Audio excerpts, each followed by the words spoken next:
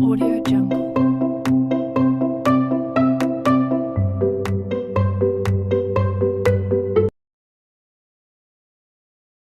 Assalamualaikum warahmatullahi wabarakatuh. Salam sejahtera untuk kita semua. Anak-anak yang ibu sayangi, bagaimana kabar kalian hari ini? Semoga sampai saat ini kita tetap berada pada lindungan Tuhan Yang Maha Esa. Anak-anak sekalian, mungkin sedikit berbeda pembelajaran kita hari ini. Mengapa? Karena biasanya kita bertemu di depan kelas, tetapi kali ini kita bertemu pada sebuah video pembelajaran. Nah, pada video pembelajaran kali ini, Ibu akan menyampaikan sebuah materi pada mata pelajaran antropologi tentang stratifikasi sosial. Nah, anak-anak silahkan disimak, cek di Zoom. Pada video ini, kita akan mempelajari mengenai stratifikasi sosial. Ayo disimak dan dipahami.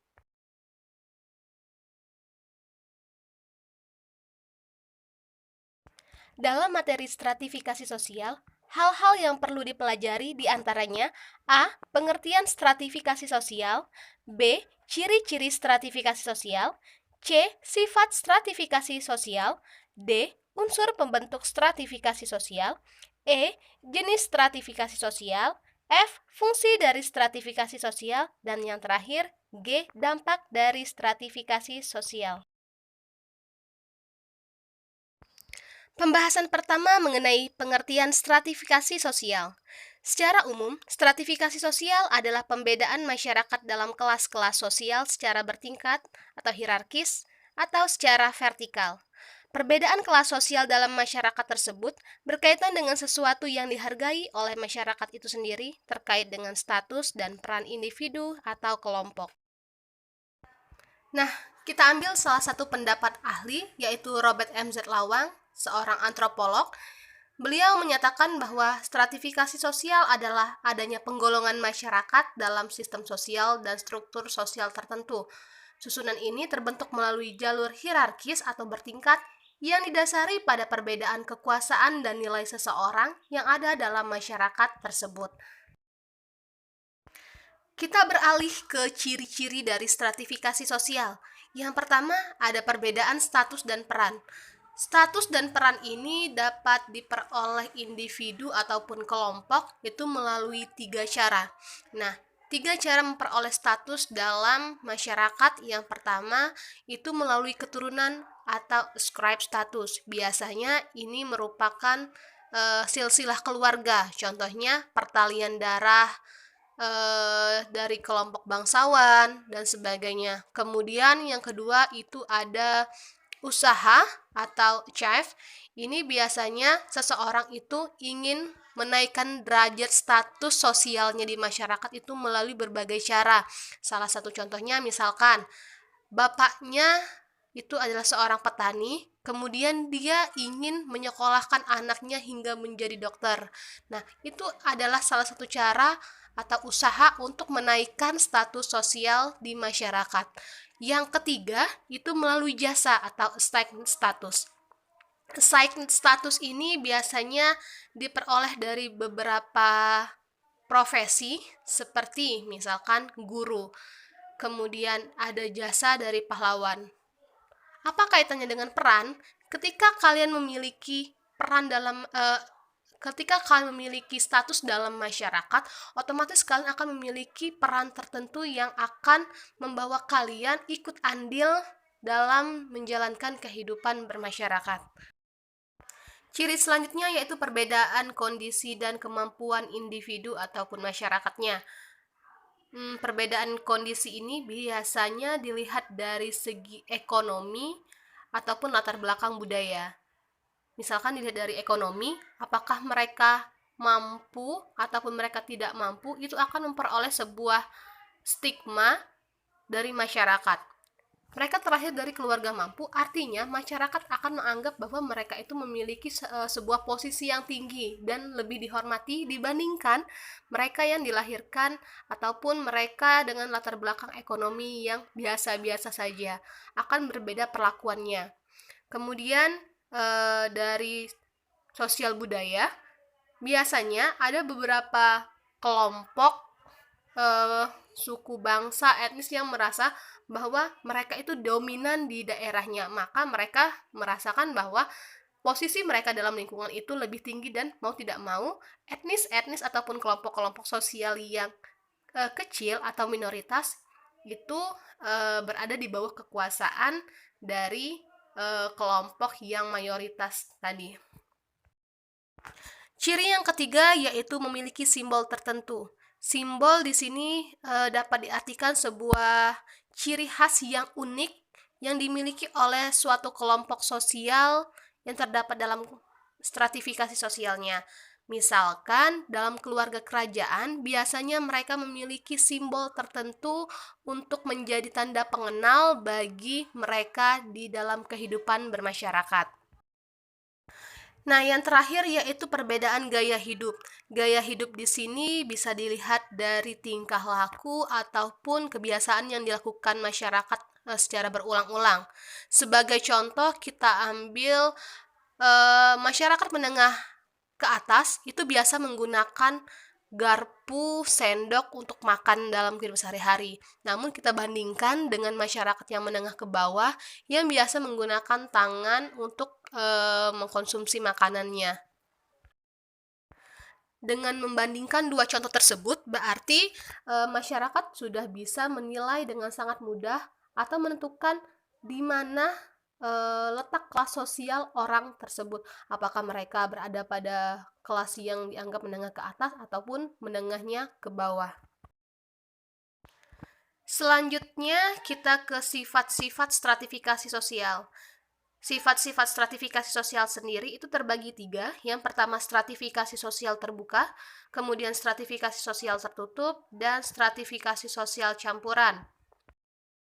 Stratifikasi sosial terbuka sendiri memiliki pengertian bahwa individu ataupun kelompok masyarakat bisa dengan sangat mudah berpindah kelas atau berubah kelas sosial tergantung kondisi sosial yang terjadi pada saat itu. Misalkan dari kelas atas menjadi kelas bawah ataupun sebaliknya dari kelas bawah menjadi kelas atas. Kita ambil contoh jabatan seorang presiden. Nah, jabatan seorang presiden itu merupakan jabatan dari segelintir orang, artinya itu merupakan jabatan kelas atas. Namun, jabatan itu akan berganti kembali setelah menjabat 5 tahun, artinya yang awalnya dari posisinya kelas atas, kemudian menjadi kelas bawah. Dan sebaliknya, seseorang misalkan dari kelas bawah, kemudian beliau naik ke kelas menengah, dia menjadi anggota partai. Kemudian menjadi anggota partai diusungkan untuk menjadi calon presiden ataupun menjadi presiden dari negara. Nah, itu merupakan sebuah contoh dari stratifikasi sosial terbuka. Bagaimana dengan stratifikasi sosial tertutup? Jika stratifikasi sosial terbuka itu dengan sangat mudahnya seseorang berganti kelas sosial, maka untuk stratifikasi sosial tertutup itu tidak bisa terjadi atau sangat mustahil terjadi perubahan dalam kelas sosialnya. Stratifikasi sosial tertutup itu biasanya terjadi pada beberapa kelompok tertentu, misalkan masyarakat yang menganut sistem kasta seperti di Bali dan di India, kemudian masyarakat feodal, keturunan kerajaan ataupun bangsawan yang masih memegang teguh nilai dan norma serta budayanya. Kemudian stratifikasi sosial campuran, ini dimaksudkan bahwa kehidupan masyarakat itu sekarang ini sudah fleksibel ataupun sudah tercampur dari segi budaya ataupun kebiasaannya. Contohnya dari keluarga kerajaan yang menikahi rakyat biasa sehingga tidak ada lagi pembatas ataupun sekat-sekat yang jelas terlihat dari keluarga kerajaan dengan keluarga rakyat biasa. Kemudian kita beralih ke unsur pembentuk stratifikasi sosial. Nah, di sini unsurnya hanya ada 2, yaitu status dan peran. Antara status dan peran ini saling terkait. Mungkin penjelasannya sudah tadi di awal-awal pada ciri-ciri stratifikasi sosial, dan ini silahkan dibaca kembali. Kemudian kita akan beralih ke materi selanjutnya.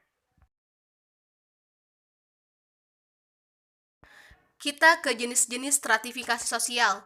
Nah, yang pertama ada stratifikasi sosial dengan kriteria ekonomi.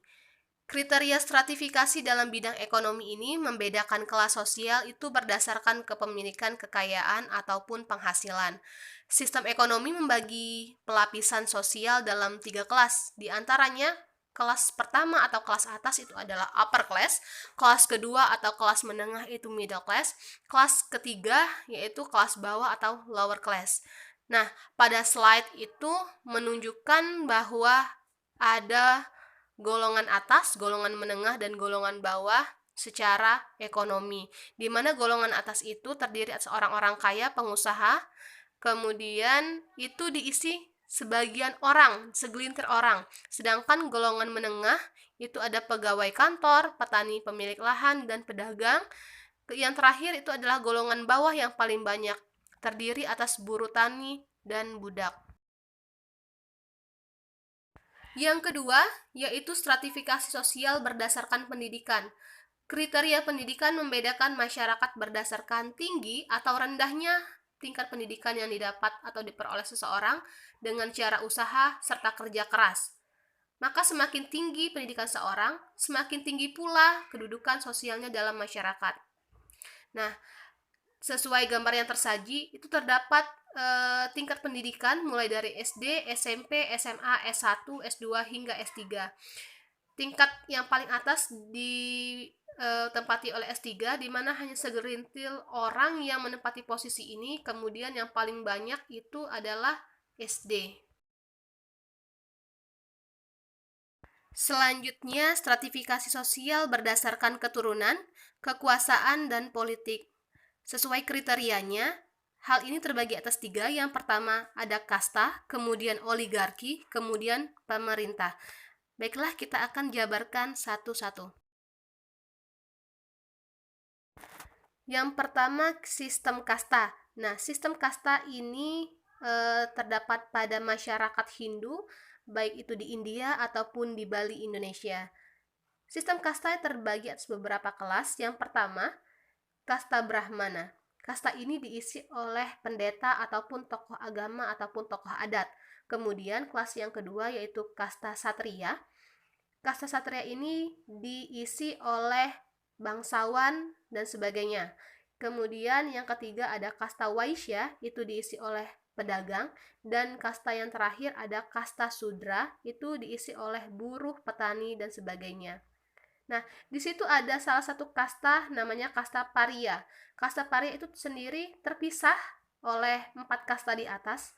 Mengapa? Karena kasta itu merupakan kasta buangan dan tidak dianggap dalam lingkungan masyarakat Hindu, baik itu di India maupun di Bali, karena ada beberapa pertimbangan karena melanggar yang namanya nilai dan norma dalam kehidupan sehari-hari pada masyarakat tersebut. Selanjutnya, sistem oligarki. Kita ambil contoh yaitu kehidupan sosial budaya masyarakat feodal di Surakarta dan Yogyakarta. Nah, kelas pertama itu diisi oleh raja dan bangsawan.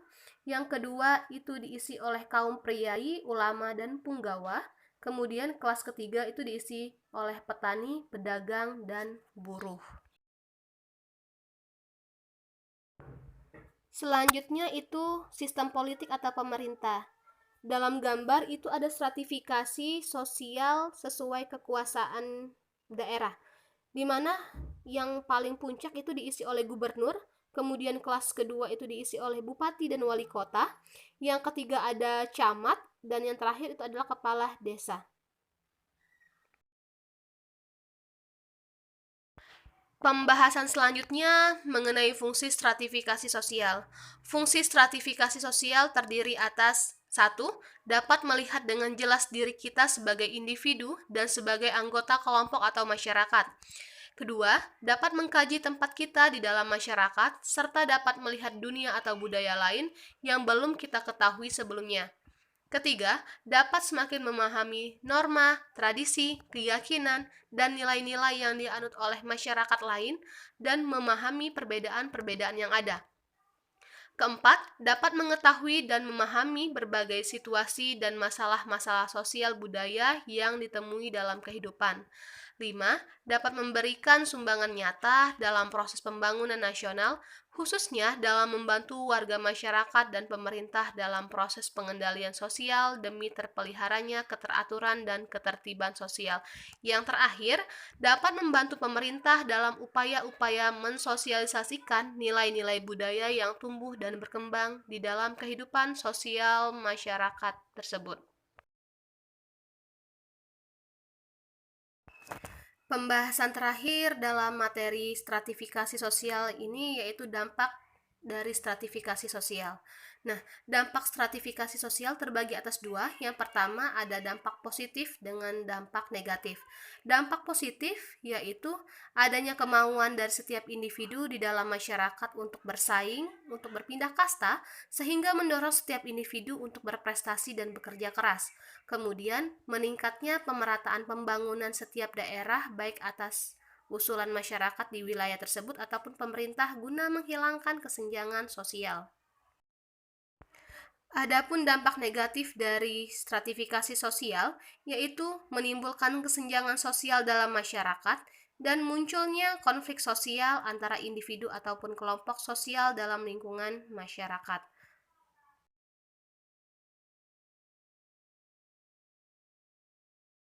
Anak-anak, demikianlah tutorial pembelajaran kita pada hari ini mengenai stratifikasi sosial. Intinya, stratifikasi sosial merupakan sebuah cara pembedaan masyarakat pada kelas-kelas sosial secara hierarkis atau secara bertingkat dengan beberapa kriteria, diantaranya pendidikan, kelahiran, bahkan politik. Stratifikasi sosial itu juga diperoleh dari 3 cara. Yang pertama, ada melalui keturunan atau scribe status. Yang kedua, ada usaha atau cash status. Kemudian yang ketiga, melalui jasa atau stateless status.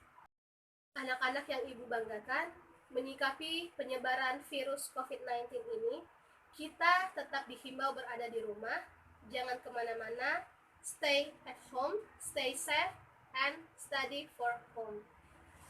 Kemudian jangan lupa perbanyaklah konsumsi vitamin C, di mana vitamin C ini berfungsi untuk meningkatkan imun tubuh dan jagalah kesehatan. Semangat, fighting! Nah, anak-anak, sekian video pembelajaran hari ini.